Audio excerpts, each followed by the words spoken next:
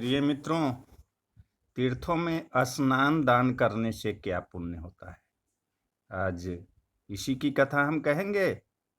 श्री सुखदेव जी बोले कि हे राजा परीक्षित, जब उन ऋषियों ने बलराम जी से ऐसा कहा तब बलराम जी बोले, हे ऋषिगण, अब मेरी ऐसी ऐसी ही इच्छा है, आप लोग पहले हमें यह बतला दीजिए कि तीर्थों में स्नान दान करने से क्या पुण्य होता है, फिर मैं तीर्थ यात्रा करने जाऊंगा।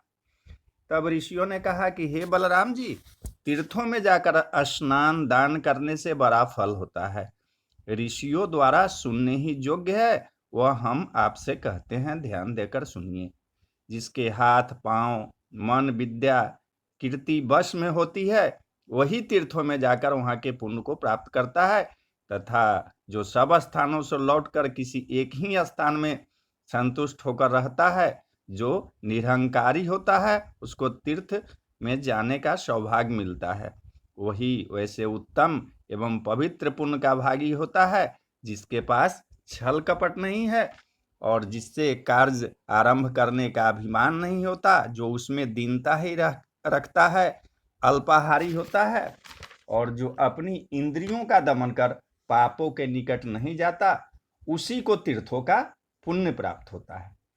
हे बलराम जी, जिसके पास क्रोध नहीं है, जिसमें सत्य और शील भरा हुआ है, जो दृढ़वती सब प्राणियों को अपने ही समान देखता है, उसी को तीर्थों के पुण्य फल प्राप्त होते हैं। जो यज्ञ ऋषियों ने देवताओं के लिए कहा है, जिसका फल इस लोक तथा परलोक में होता है, उन यज्ञों को दरिद्र पुरुष नहीं कर सकते, क्योंकि यज्ञ में अनेक सामग्री अनेक वस्तुओं का विचार होता है। उन यज्ञों को राजा ही कर सकते हैं, यदा कदा उन्हें कभी धनी मानी लोग कर सकते हैं, किंतु थोड़े धन वाले, जिनमें किसी सहायता का बल नहीं है, जो साधनहीन है, ऐसे पुरुष नहीं कर सकते। हे राम, योद्धाओं में श्रेष्ठ बलराम जी, यह तो धनवानों के लिए ही है। अब जो नियम दरिद्रों के लिए कहा गया है, उसको सुनिए। हे प्रभु, पवित्र तीर्थों में जाए तो यह यज्ञों से भी अधिक फलदायक है, ऐसा ऋषियों का गुप्त मत है। हे महात्मन, तीर्थों में सोना गौदान करके 3 रात तीर्थों में रहने से दरिद्री जो होता है वो भी पवित्र हो जाता है। बड़े बड़े दक्षिणा वाले अग्नि होस्तामादि यज्ञ करने से जो फल प्राप्त होते हैं, वह इन तीर्थों में जाने से ही हो जाते हैं। देखिए, जो पुष्कर नामक तीर्थ इस मृतलोक में विद्यमान है, वह देवताओं का बड़ा ही पवित्र तीर्थ है। मृतलोक ही क्या, यह तीनों लोक में भी विख्यात है। जो भाग्यवान पुरुष हो, उन्हें इस तीर्थ में अवश्य जाना चाहिए। हे महाज्ञानिन, इस पुष्कर तीर्थ में तीनों संध्याओं के समय 10 करोड़ तीर्थ इकट्ठे होते हैं पुष्कर में। वहां सूर्य, वसु, रुद्र, साध्य, मरुत, गंधर्व, अप्सरा सदा ही निवास करते हैं। हे संकर्षण, जहां देवता दैत्य ब्रह्मर्षि लोग महापुण्य सहित तप करके दिव्य भोग को प्राप्त करते हैं, उस पुष्कर का जो मनस्वी पुरुष मन से भी ध्यान करता है, वह सब पापों से पवित्र हो स्वर्ग में जाकर पूजित होता है। हे बलभद्र, उस तीर्थ में सब लोगों के पितामह परम प्रेम के साथ आकर सदा ही निवास करते हैं। हे बलराम जी, इस पुष्कर तीर्थ में पहले देवता और ऋषि लोग पवित्र पुण्य के साथ आकर तप करके परम सिद्धि को प्राप्त हुए। यदि कोई यहाँ जाकर स्नान कर अपने पितरों का तर्पण करता है, तो वह अश्वमेध यज्ञ से 12 गुना अधिक फल को प्राप्त करता है। यदि कोई वहां के निवासी एक ब्राह्मण को भी भोजन कराता है, तो वह उस कर्म के प्रभाव से इस लोक और परलोक में आनंद करता है, तथा शाक लवण फल या जो कुछ स्वयं खावे, वही ब्राह्मण को श्रद्धा सहित खिलावे, तो उस कर्म के फल से वह बुद्धिमान पुरुष अश्वमेध यज्ञ करने का फल पाता है। हे बलराम जी, चाहे कोई ब्राह्मण हो या क्षत्रिय, वैश्य हो या शूद्र, अथवा जो कोई उस तीर्थ में स्नान करता है, वह फिर कभी माता के गर्भ में नहीं आता।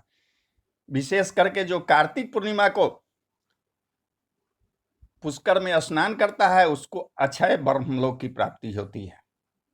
जो संध्या तथा प्रातः काल के समय हाथ जोड़कर इस पुष्कर तीर्थ को नमस्कार करता है और इस प्रकार उनका स्मरण करता है तो उसे समस्त तीर्थों के स्नान का फल मिलता है। चाहे कोई भी स्त्री हो या पुरुष, उसने जन्म भर में जो पाप किया है वह सब पुष्कर क्षेत्र में स्नान करने से ही छूट जाता है।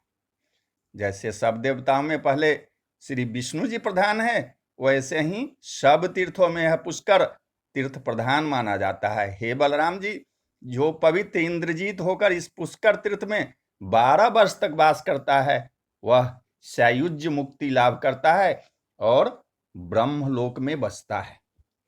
जो 100 वर्ष तक अग्निहोत्र करता है, जो एक कार्तिक पूर्णिमा को पुष्कर में स्नान करता है, उन दोनों को समान ही पुण्य मिलता है।